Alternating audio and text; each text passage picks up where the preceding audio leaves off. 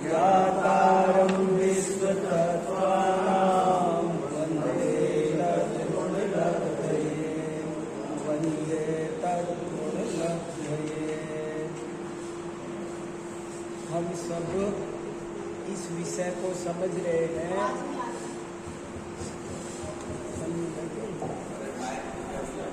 हम सब इस विषय को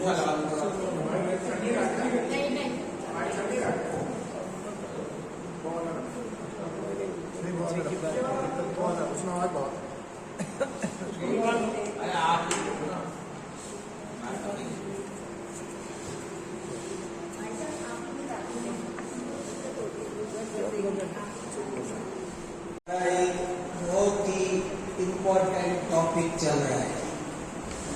जैन धर्म में जो आचार बताया है, आचार माने चारित्र, आचार माने आचरण, आचार माने चलना योग, वो कैसा बताया?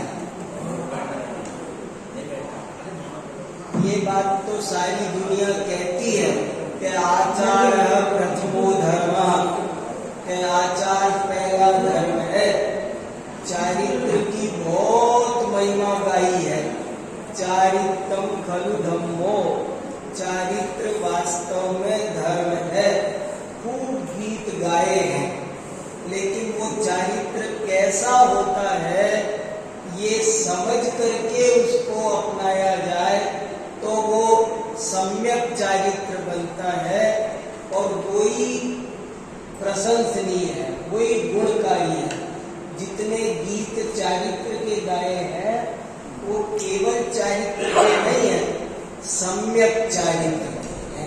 कैसे भी चारित्र का नाम वो धर्म नहीं है, कैसे भी चारित्र का नाम मोक्ष मार्ग नहीं है, बल्कि सम्यक चारित्र का नाम मोक्ष मार्ग है। तो सम्यक चारित्र कैसे बनता है? कोई भी एक्टिविटी, कोई भी आचरण कब सम्यक चारित्र बनता है, ये बात हमको पहले अच्छी तरह समझनी चाहिए ताकि हम उसको सही से अप्लाई कर सकें अपने जीवन में। नहीं तो कई बार ऐसे होगा कि हमको लगता रहेगा कि हम चारित्र पाल रहे हैं और आचार्यों की दृष्टि में वो चारित्र है ही नहीं, वो कहते हैं इसकी कोई वैल्यू नहीं।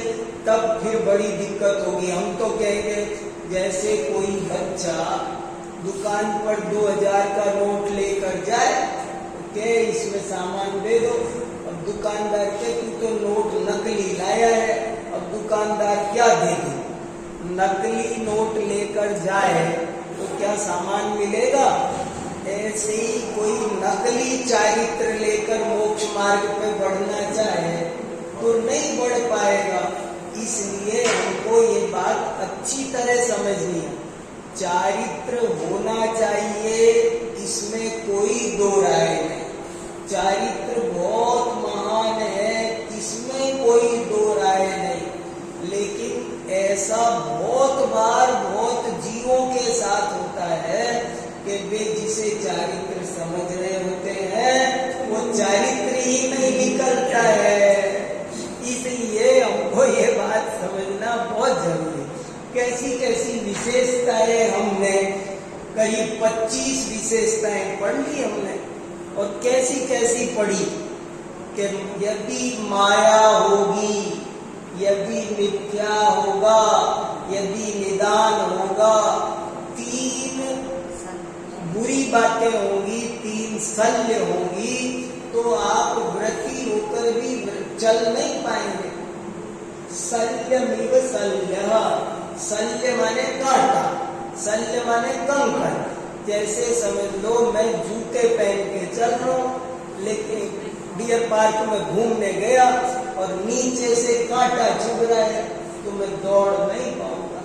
ऐसे ही मोक्ष मार्ग में जिसके शल्य होगी माया या मिथ्या, और मिथ्या माने भी पिछली बार कोई पूछ रहा था कि ये मिथ्यात्व के अलावा कुछ होगी नहीं।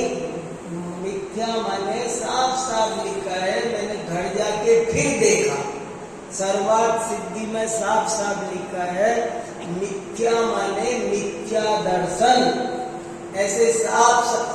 तो यदि मिथ्या दर्शन है तो कितने भी व्रत हो जीरो है। मायाचार के साथ में कोई कितना भी व्रत करे तो जीरो है। किसी भी तरह की लौकिक कामना से कोई व्रत करे तो उस व्रत का नाम जीरो है। ऐसी ऐसी बहुत बढ़िया बढ़िया बातें इसमें आई हैं, हमको उन सब पर ध्यान देना चाहिए। बहुत महत्वपूर्ण लेख है। अब मैं 25वीं विशेषता पढ़कर सुनाता हूँ।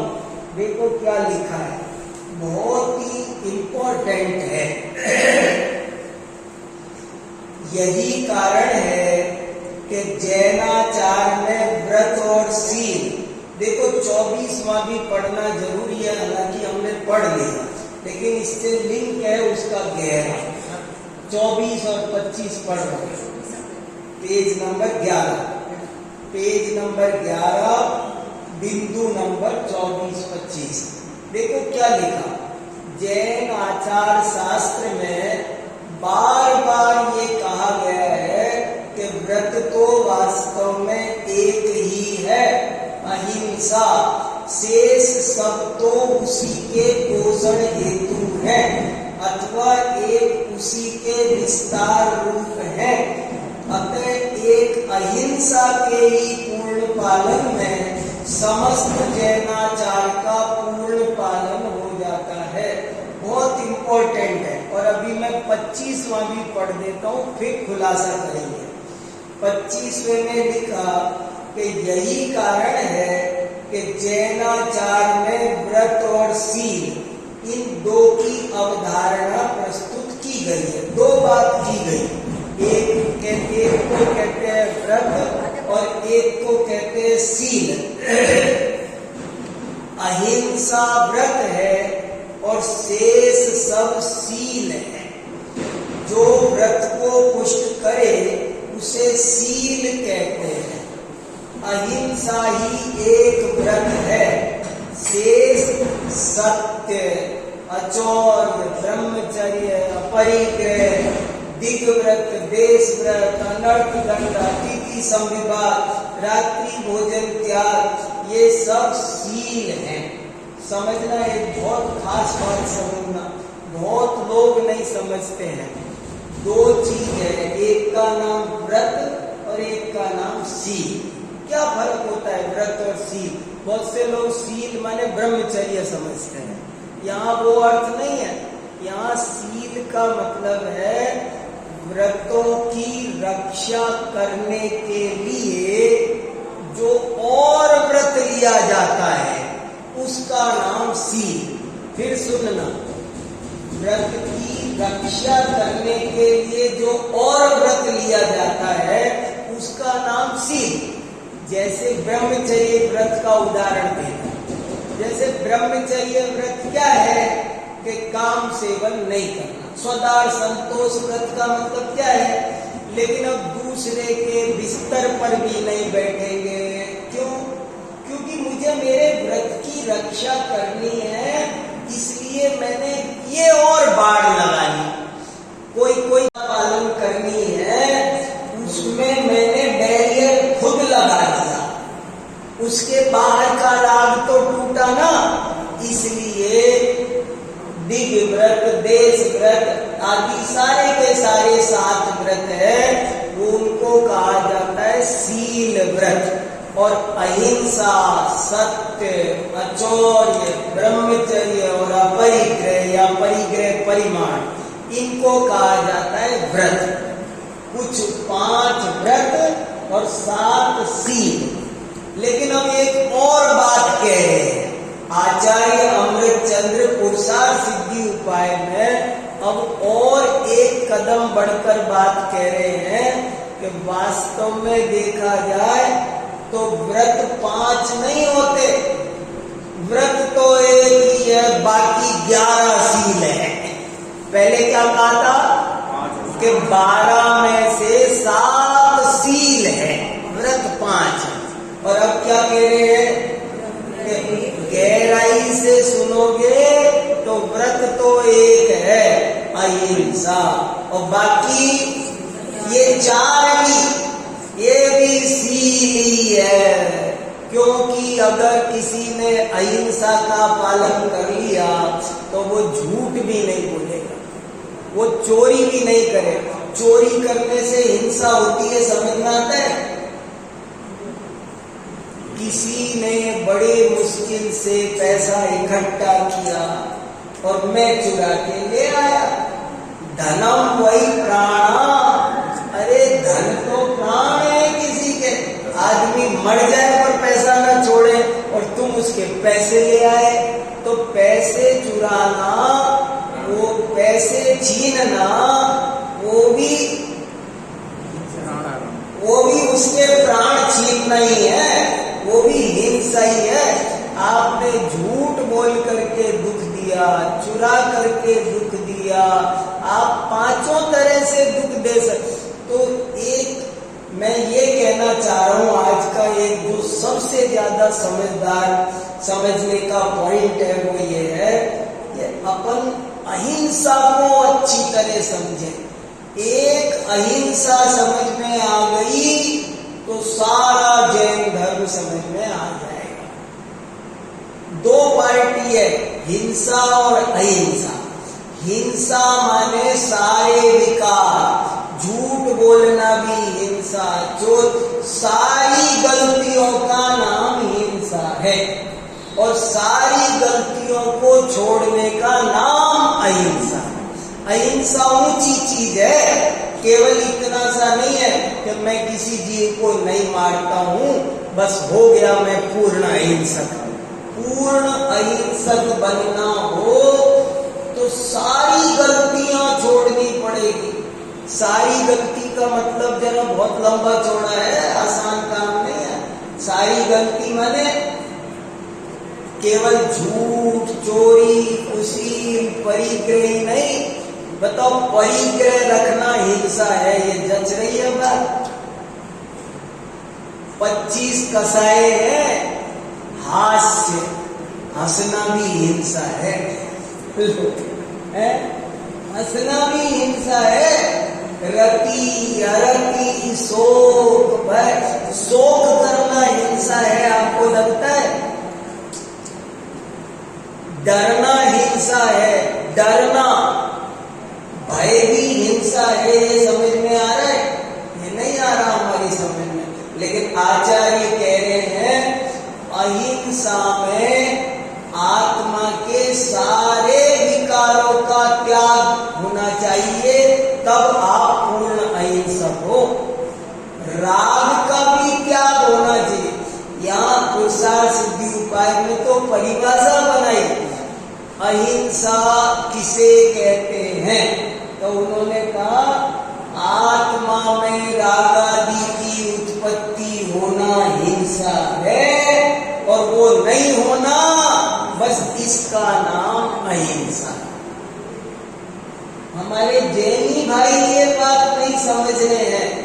राग का नाम हिंसा, ये जो राग है ना, ये राग आग दहे सदा, असली उपद्रव की जड़ राग है। ये जैन धर्म का बहुत बड़ा आविष्कार है। तीर्थंकरों की सबसे बड़ी देन ये है।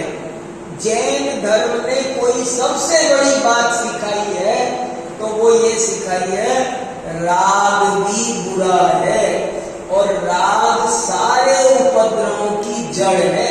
हम हमारे भगवान को वीत राग कहते हैं। वीत द्वेष तो सब मिलते हैं। द्वेष बुरा है ये कौन नहीं मानेगा? द्वेष तो बुरा है, सब मानते हैं। लेकिन जैन धर्म ने और रिसर्च की कि वो द्वेष कहां से आता है, द्वेष क्यों आता है। द्वेष राग की वजह से आता है। अगर राग नहीं हो तो द्वेष नहीं हो सकता। आप कुछ भी देख लो, मान लो बाहर मेरी गाड़ी को कोई स्क्रैच डाल रहा है और उस पर मुझे गुस्सा आ रहा है, तो क्यों आ रहा है उस पर गुस्सा? अगर गाड़ी से राग नहीं होता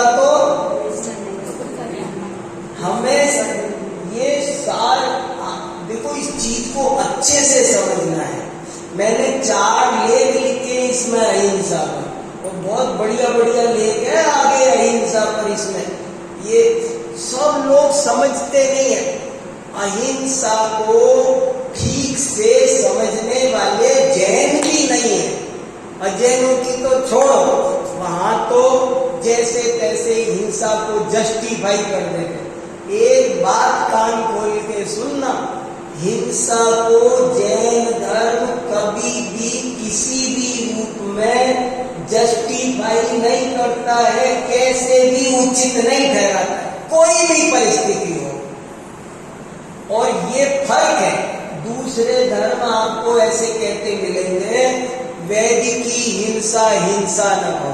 उनके भगवान भी धनुष बाण ले लेंगे और कह देंगे हाँ हाँ ये तो हमारे भगवान, इन्होंने हिंसा से बचाने के लिए हिंसा की। वे क्या कहेंगे, उन्होंने दुनिया की रक्षा करने के लिए। जैन धर्म किसी भी कीमत पर हिंसा का उपदेश देता नहीं, और हिंसा कोई भी करे, कभी भी करे, कितनी भी करे, किसी भी लिए करे, गलत है, गलत है, गलत। 100 बात की बात एक समझना, बहुत अच्छी बात है ये। हमारे आपके मन में अपने साथियों में ये कमी मैं बता सकता हूँ, अपने साथियों में ये कमियां निकल आएगी। अरे साहब ठीक है ना, तो अब तो ये तो करना ही था। गलत है, गलत है, ये बहुत ऊंची बात है। कैसे भी करके वो हिंसा, अब आपके मन में कोई शल्य हो तो निकाल लो, लेकिन मैंने बहुतों को है ना ऐसे देखा है, कोई है ना कोई झूठ को सही सिद्ध करते, वो ऐसे पूछ रहा था तो ऐसे तो कह ही दिया, बढ़िया ही तो किया उनने, अच्छा किया झूठ बोल दिया। नहीं, झूठ बोलना किसी भी रूप में सही नहीं है। कुछ भी हो जाए, कभी भी झूठ बोला जाए, कोई भी बोले, किसी भी लिए बोले, झूठ बोलना पाप था, पाप है, पाप रहेगा। चोरी करना, मेरी मम्मी बीमार थी, क्यों नहीं बनता, यही मैं बता रहा हूं। कितने ही लोग ये कहेंगे कि हाँ भाई अपन को है ना, अपन विरोधी को मारते हैं ना तो अच्छा है, मारना चाहिए, चाहिए रहिए नहीं। तो हिंसा में ये बहुत, जैन धर्म की हिंसा अहिंसा को बहुत अच्छी तरह समझना है। एक अहिंसा पालोगे, मान लो मुझे अभी पूर्ण अहिंसक बनना है, आप कल्पना करो मुझे आधा घंटे पूर्ण अहिंसक बनना है, तो आप जानते हो मेरी क्या दशा होगी? वो होगी जो उनकी है ना पार्षद, पूर्ण अहिंसक इसका नाम है। सोचने में भी हिंसा है, बोलने में भी हिंसा है, कुछ सोचना नहीं, कुछ बोलना नहीं, सिर्फ ज्ञाता दृष्टा रहना, शुद्धोपयोग में रहना, ये ही सच्ची अहिंसा दशा है। अब ये जब तक नहीं हो तब तक आप थोड़ी मिनिमाइज करते जाओ, बस इतनी सी बात है। आप अपना चाहिए तो ये होनी दशा तो ऐसी चाहिए, लेकिन आपकी नहीं होती है तो कम कम करो।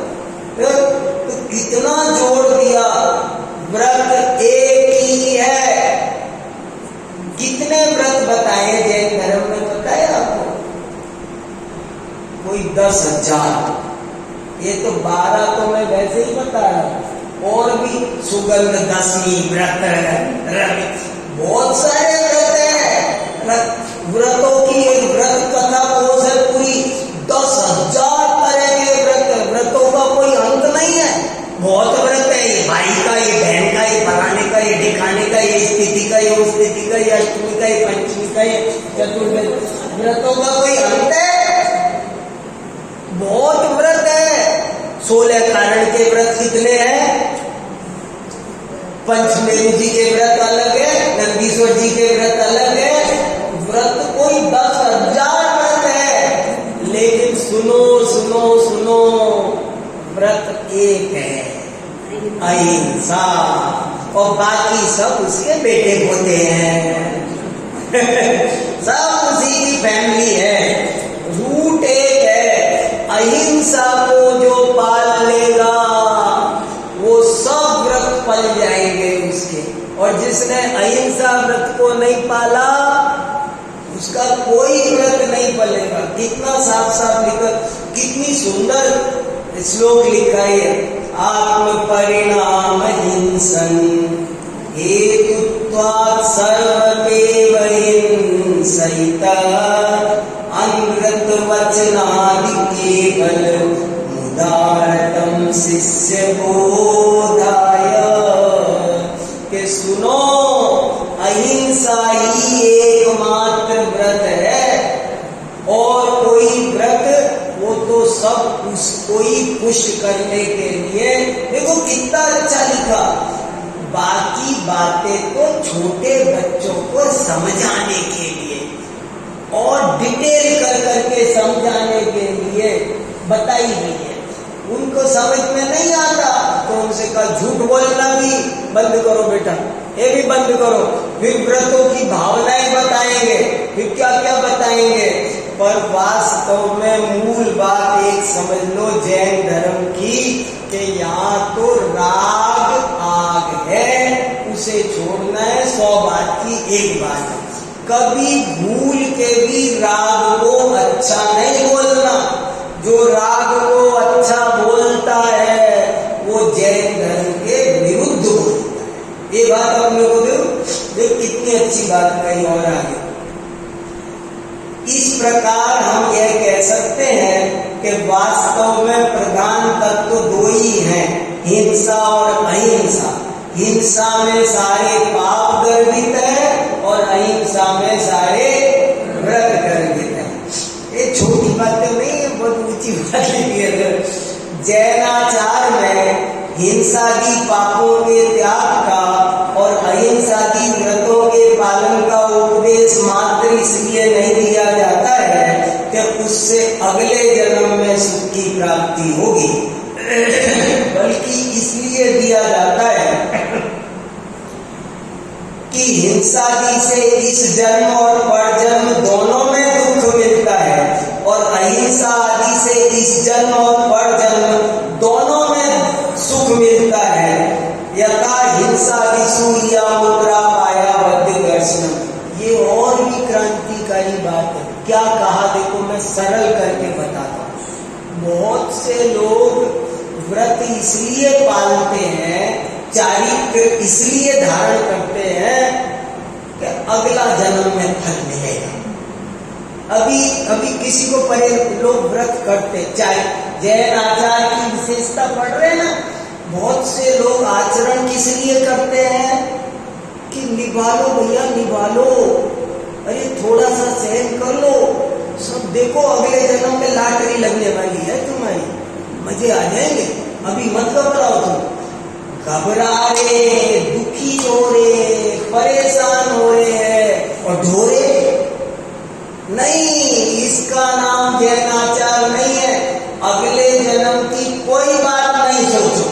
ऐसे एक आचार्य ने लिखा है, कल की बात नहीं सोचो, तुम तो आज की सोचो। तुम्हें व्रत करके, तुम्हें चारित्र धारण करके, व्रत पालन करके आज आनंद आना चाहिए। कल किसने देखा? बड़े महाराज जी तो बहुत कहते थे, जो अभी फल दे उसी का नाम है धर्म, और जो बाद में फल दे उसका नाम धर्म नहीं है, कर्म है। अगर बाद में फल दे तो वो धर्म नहीं, जो अभी फल दे उसे धर्म कहते हैं, और जो बाद में फल दे उसे कर्म कहते हैं। अब बताओ, धर्म करना है कि कर्म करना है? धर्म करना है तो वो होना चाहिए। ये तो गजब की बात है। मेरे सदाचार से मुझे आज आनंद आना चाहिए ना। आज तो मैं दुखी हूँ, और क्यों दुखी हूँ? ना अगले जन्म में देखना बहुत मजे आने वाले हैं। तिरी गया मैं तो ऐसे नहीं तिरते, कुछ नहीं होता। अंदर से परिणामों में परिवर्तन आना चाहिए, अंदर से परिणाम विशुद्ध होने चाहिए। बाद की बात मत करो। पंडित कैलाश चंद जी एक कहानी सुनाते थे, सुना दो, बहुत अच्छी कहानी है, बहुत बढ़िया कहानी सुनाते थे पंडित कैलाश चंद जी कि एक ट्रेन जा रही थी और उसमें एक कुछ बेचने वाले आते हैं तो यात्री खरीद के खा रहे थे, जो चलता है आप जान के वो सब हो रहा था। तो जब 5 बजे तो कोई एक सीट पे पंडित जी बैठे थे, उन्होंने अपना टिफिन खोला, वो कुछ नहीं ले रहे थे, कोई बेचने वाला है उससे कुछ नहीं ले सके। तो उस पंडित जी के सामने एक मौलवी साहब बैठे थे। तो मौलवी साहब बोले, अच्छा तो आप पंडित जी हो? मैं इतनी देर से सोच रहा था पंडित जी कि सब लोग तो एंजॉय कर रहे हैं और आप जाने क्यों अपनी आत्मा को दुख दे रहे थे? कुछ खा ही नहीं रहे, आप तो बैठे हो चुपचाप, आप अपनी आत्मा को दुख दे रहे हो। देखो सब लोग, वो दाल नोट वाला आया, भैया देना 10 रुपए का पत्ता, भैया देना एक, सब तो एंजॉय कर रहे थे और आप हो, आप कुछ नहीं खरीद रहे थे। तो अब समझ में आया कि आप पंडित जी हो। पंडित जी एक बात पूछूं, पंडित जी आप अपनी आत्मा को इतना दुख क्यों देते हो? इसलिए दे रहे हो ना कि नरक में ना जाना पड़े, स्वर्ग में जाना, इसीलिए तो आप इतना दुख दे रहे हो अपनी आत्मा को। तो पंडित जी बोले, मौलवी साहब बात करें क्या? हाँ बताओ ना। बोले देखो, पहली बात तुमने कहा मैं अपनी आत्मा को दुख दे रहा हूं, सो पहले तो तुम ये सेंटेंस वापस लो, क्योंकि मैं तो बिल्कुल जैसे गंगा में ठंडा बैठे रहते हैं ना, ऐसे बड़े आनंद से बैठा था, पूर्ण शांति से। परेशान तो तुम थे, तुम ही उछल कुचल, ट्रेन रुकी नहीं, स्टेशन आया नहीं, वहां चाय मिलेगी कि नहीं, वो पूरी वाला मिलेगा कि नहीं, अरे ये जंगल में बाहर क्यों रोक दी इसने? तुमको ही देख रहा हूं मैं सुबह से उछल के भटकते, तुम ही मचल रहे हो, मैं तो ऐसे बैठा हूँ, इसमें क्यों, मुझे कोई चिंता नहीं है। मेरे पास में घर में देसी घी की पूड़ी रखी हुई है, मिठाई रखी है, सब्जी रखी हुई है, देखो आप भी चख के देखो। मुझे क्या परेशानी थी, मैं तो बहुत आराम से बैठा हूँ। मैं परेशान तो तुम लोग थे, तुम कोई शांति से बैठा था? एक भी नहीं बैठा था, सब खिचक कर रहे थे। एक बहुत बेकार दे गया, तो भाषा दे गया, तो तुम ही तो दुखी तो तुम थे, मैं तो कोई दुखी नहीं हूँ। और दूसरी बात तुम कह रहे हो कि नरक में नहीं जाना पड़े, नरक नहीं हुआ तो? बोले देखो सुनो, देखो मौलवी साहब, ना तो आप मुझे समझा सकते कि नरक नहीं है, और ना मैं अभी आपको समझा सकता। अभी आपको मैं भी नहीं समझा सकता कि नरक है, क्योंकि मैं जो कहूंगा वो तुम मानोगे नहीं। तो अब समझ लो 2 मिनट को हमने आप ही की बात मान ली कि नरक नहीं होगा। तो नहीं होगा तो नहीं होगा, हमारे बाप का क्या जा रहा है, हम तो मजे से जी कर जा रहे हैं, ठाक से। नहीं होगा तो नहीं होगा, मगर देखो कुछ भी हो सकता है। नहीं हुआ तो तुमने तो नहीं हुआ सो, और अगर हुआ तो आपका क्या होगा बताओ? हुआ तो ये बहुत बढ़िया तत्वार्थ सूत्र का सूत्र है कि हिंसा, झूठ, चोरी, कुशील, ये दोनों भाव खराब करते हैं। ऐसा नहीं है कि चोरी करने से आज तो दुख है कल सुख है, ऐसा नहीं है। हिंसा, झूठ, चोरी, कुशील, परिग्रह, इनसे आज भी दुख है और कल भी दुख होना है, ये दुख के कारण भी है। ऐसे क्यों बता रहे हो? परिग्रह भी आज तो अच्छा लग रहा है, लगने का क्या करे भाई, लेकिन कारण तो है। तो कितनी अशांति है, परिग्रह के कारण ही तो जीव परेशान है, अशांत है बहुत। रात और दिन की चिंता फिक्र क्यों लगी है? सारी परिग्रह की वजह से लगी है? नहीं तो बिल्कुल बेफिक्र होके जिया जा सकता है आनंद के साथ। देखो और बहुत बढ़िया बढ़िया बातें हैं। जैनाचार के पालन से, ये भी बहुत इंपॉर्टेंट पॉइंट, जैनाचार के पालन से व्यक्ति ही नहीं, समाज, राष्ट्र, पर्यावरण सबका भला होता है। देखो जैन आचरण को पालने से एक ऐसी गड़बड़ नहीं है कि मेरा तो भला हो गया बाकी गए भाड़ में, सबका सत्यानाश हो। नहीं, जैनाचार का पालन करने से एक व्यक्ति पालेगा तो उसका इफेक्ट समाज को भी अच्छा ही मिलने वाला है, राष्ट्र को भी अच्छा ही। मान लो मैं पानी कम फैलाता हूं तो इससे क्या होगा? इससे देश का भी हित होने वाला है। ये जैनाचार बहुत व्यावहारिक है, इससे देश को लॉस भी नहीं हो रहा है। इससे हमारा देश सोने की चिड़िया क्यों बना? कि सब श्रावक पुण्यात्मा होते थे, तो लक्ष्मी तो अपरंपार, खर्चा कुछ है नहीं उनका, तो सोने की चिड़िया बन गया। पहले सब श्रावक सारी जिंदगी मोटा खा लेते थे, मोटा पहन लेते थे, और जब जाते थे तो रत्नों की प्रतिमाएं बना जाते थे। रत्नों की प्रतिमाएं क्यों है? क्योंकि अब मैंने जो जिंदगी भर कमाया है, खर्च तो हुआ नहीं 10% की, अब क्या करूं बाकी का?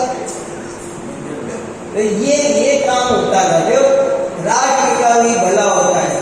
बहुत एक पॉइंट बहुत दमदार है। मैं तो ये 3 बार में पूरा कर दिए 32 पॉइंट, लेकिन ये 32 पॉइंट पर 32 व्याख्यान करूं तो कितना खुलासा हो। देखो अगला पॉइंट कितना बढ़िया। जैनाचार में 2 प्रकार के कथन हैं, एक उत्सर्ग मार्ग का और एक अपवाद मार्ग का। बहुत इंपॉर्टेंट बात प्रवचन सार में आई है। 2 तरीके हैं, एक नहीं है। जैसे अपने परिणाम ठीक रहे वैसा करना, ढोना नहीं।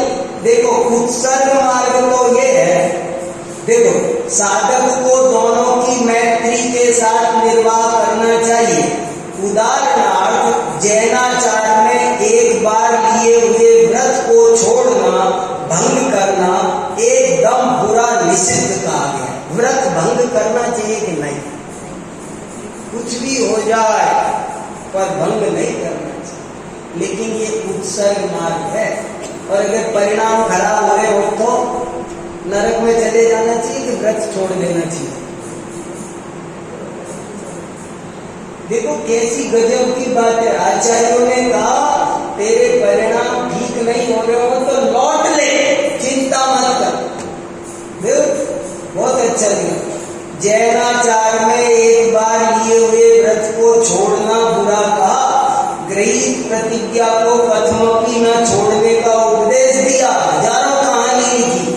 फिर भी वो सभी साधकों को व्रत में स्थित करने हेतु बताया गया उत्सर्ग मार्ग है। इसका अपवाद मार्ग शास्त्रों में ही ये भी बताया है कि 3 विशिष्ट कारणों से गृहीत व्रत को छोड़ा जा सकता है। जैसे कोई मुनि भी बन गया हो तो मुनि पद छोड़ा जा सकता है कि नहीं? मैं मुनि बन गया, अब मुनि पद छोड़ा जा सकता है। मान लो मेरे परिणाम बहुत ही खराब रहे तो क्या करूं मैं? नहीं, अब तो आप बन गए तो बन गए बस, अब कोई इलाज नहीं, सारा मनुष्य भाव खराब कर लूं मैं? नहीं, मनुष्य भाव खराब नहीं करना। नहीं मिल रही तो लौट आओ, कुछ नहीं बिगड़ रहा। समझ कितना प्रैक्टिकल जैन धर्म है। हमारे हजारों मुनिराज लौटे, बोले देखो यदि स्वयं से कथमपि प्रतिज्ञा का पालन न हो पा रहा हो, परिणाम बहुत ही खराब रहने लगे हो, संभल ही नहीं रहे हो, दुर्गति का बंद करना बढ़िया है या छोड़ देना बढ़िया? सोचो, आप बताओ। मान लो मैं 6ठे 7वें गुरु स्थान में आ गया और नहीं निभरा मेरे से, निभी नहीं रहा। 6 महीने हो गए संभालते, लेकिन 24 घंटे आप बहुत ध्यान से परेशान हो, तो नीचे आ जाओ ना 5वें में। 5वां तो निभाओ, नहीं तो तुम अपना अगला जन्म खराब करोगे। देखो कितनी बड़ी, देखो 3 कारणों से मुनि पद छोड़ सकते हो। एक, अपने से पल नहीं रहा हो। दूसरा, तुम्हारे वृद्ध माता पिता अकेले पड़े हो और कोई उनको देख रेख करने वाला नहीं हो, तो तुम मुनि पद छोड़ो, माता पिता की सेवा करके समाधिकरण कराओ और बाद में फिर दीक्षा दे। माता पिता का कितना उपकार, मैं तो पढ़ के दंग रह गया। ये बात लिखी, नहीं मान लो मेरे माता पिता इस पोजीशन में कि कोई नहीं कर रहा, मैं ही हूँ और मैं बन गया मुनि, और बाद में पता चला कि उनका अंतिम समय जरूरत है, उनको सेवा की कोई नहीं कर रहा है। बोले नहीं, तुम जाओ अभी, बाद में दीक्षा ले। यदि राष्ट्र पर आई विपदा को दूर करने के लिए हमारी जरूरत पड़ गई हो, मैं कोई राजा था बहुत बड़ा और मुनि बन गया, और मुनि बनने के बाद पता चला कि देश पर कोई बहुत बड़ा आक्रमण हुआ है और कोई नहीं सुलझा पा रहा है, एक मैं सुलझा सकता था, तो बताओ कहा कि तुम मुनि पद छोड़ो, जाओ ये काम करो, फिर मुनि बन जाओ। ऐसे तो एक तरफ तो का छोड़ना नहीं, चिल्ला चिल्ला के कुछ भी हो जाए, और दूसरी तरफ का परिणाम खराब करना नहीं। कुल मिला के सारा खेल तो परिणामों का है। समंत भद्राचार्य ने जोड़ा ना, और हजारों उदाहरण बताता हूँ, हजारों उदाहरण है। जैनाचार्य में जिसका त्याग कराया जाता है वह सचमुच त्याज्य ही है। पूजा भी किसी भी कारण से उसे उचित या उपादेय नहीं माना जा सकता, इसकी चर्चा अपन कर चुके हैं। जैसा कि अन्यत्र माना जाता है कि वैदिकी हिंसा हिंसा न भवति। जैनाचार में हिंसादी को इसलिए छोड़ा जाता है क्योंकि वो विभाव है, निरर्थक है, अनर्थक है, उनसे कोई फायदा नहीं, धनादि लाभ भी नहीं होता। कोई क्या करे, फायदा तो बहुत था पर हिंसा थी इसलिए छोड़ दिया, फायदा भी नहीं था, तुझे गलत फहमी है। जैनाचार कोई लोकाचार मात्र नहीं है, अपितु आज ये बहुत अच्छी लाइन लिखी है, देखो समय भाग रहा है, हो गया। जैनाचार कोई लोकाचार मात्र नहीं है, अपितु आत्म शुद्धि के लिए स्वेच्छा पूर्वक स्वीकार किया गया चारित्र है। जैनाचार कोई राजाज्ञा भी नहीं है, अपितु आत्म शुद्धि के लिए स्वेच्छा पूर्वक स्वीकार किया गया चारित्र है। जैनाचार कोई ईश्वरादेश नहीं है। समझ में आया? सारे धर्म वाले भगवान नाराज हो जाएंगे। मैं सुन रहा था एक जगह सत्संग में, भगवान क्या कहेंगे, इसको बंदे को जन्म दिया, ये मेरा नाम ही नहीं ले रहा।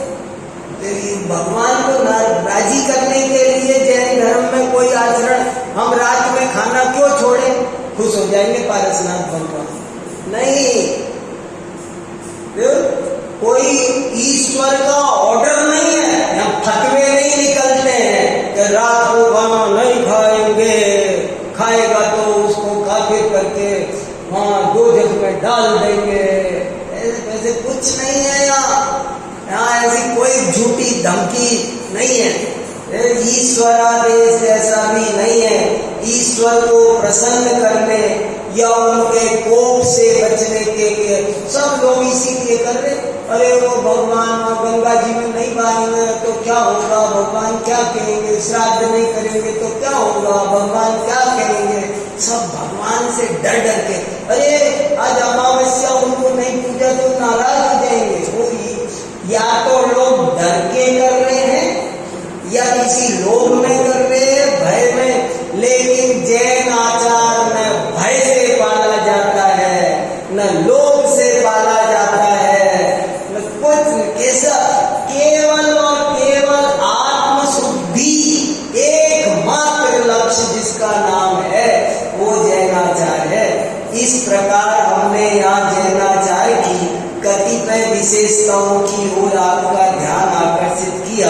जैनाचार शास्त्र की अन्य विशेषताओं को जानने के लिए रत्न कर्ण श्रावकाचार पुरुषार्थ सिद्धि उपाय धर्मामृत सागार निगार आदि का अध्ययन करना चाहिए।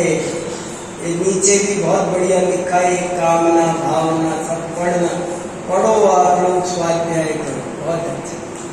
ये तीन जो उदाहरण दिए, हाँ ये वाले ये आचार्य विद्यानंद से छोड़े, बाकी किसी का नहीं तो ये उन्होंने थोड़ी कहे, विद्यानंद जी ने थोड़ी कहे, ये तो 1000 साल पुराना और न संस्कृत का ग्रंथ है। मुझसे सुने करने का हाँ देखो, व्रत छोड़ना नहीं चाहिए, लेकिन आप सोचो हर आचार्यों ने कहा प्रवचन में कि 2 रास्ते हैं, उत्सर्ग मार्ग और अपवाद मार्ग। तुम दोनों में से जिससे अपने परिणाम ठीक है वो करना। अभी जैसे बताओ, रात में पानी पीना चाहिए कि नहीं पीना चाहिए ना, लेकिन खूब परिणाम खराब करना चाहिए। आज हमारी कोई भूमिका ऐसी है कि जिसमें हम है ना नहीं रह सकते, कोई रोग है, कोई और बात है, और हमने अभी तक आज तक कभी कुछ छोड़ा ही नहीं है, तो कभी परिणाम खराब करना ये ज्यादा बुरा है, क्या ज्यादा बुरा है वो तो सोचो।